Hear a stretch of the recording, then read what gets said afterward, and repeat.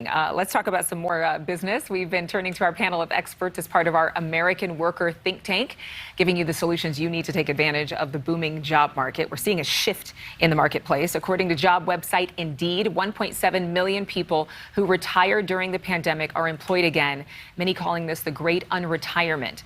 Meanwhile, we've also seen a shift in teens and younger employees heading to work as well. Last month, about 55% of young people ages 16 to 24 were employed. That's up from about 54% 1 year ago and about 47% 2 years ago.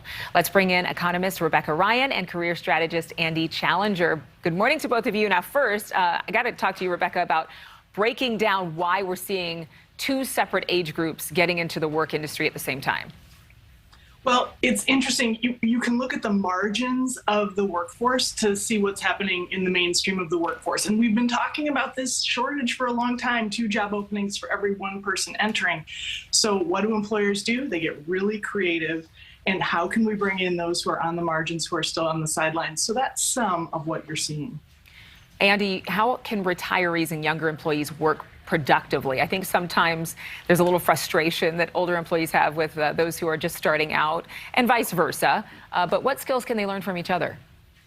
Yeah, I think it's important to remember that different people from different generations work in different ways. So you just have to be sensitive to it when you're coming in as an older worker. Be sensitive that you might not know all the new technology that the younger workers are really native in. And you have to sometimes go rely on their expertise. And younger workers need to know that older workers have a great depth of experience that they can rely on.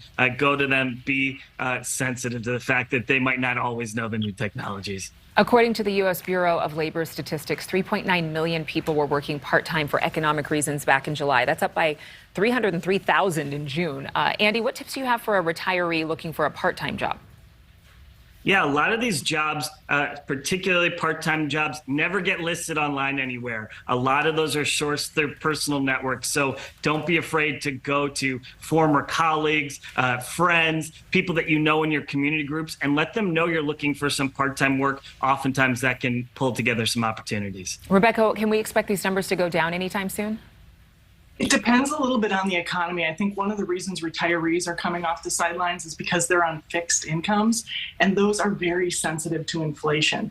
So I think, as the mainstream economy goes, we're going to continue to see ripples in these margins. But this story it's a crazy story in the economy right now. Watch this space. Rebecca, Andy, thank you very much for joining us for our think tank. Thank you for watching. Go to newsnationnow.com to find NewsNation on your television provider. And don't forget to click the red subscribe button below to get more of NewsNation's fact-driven, unbiased coverage.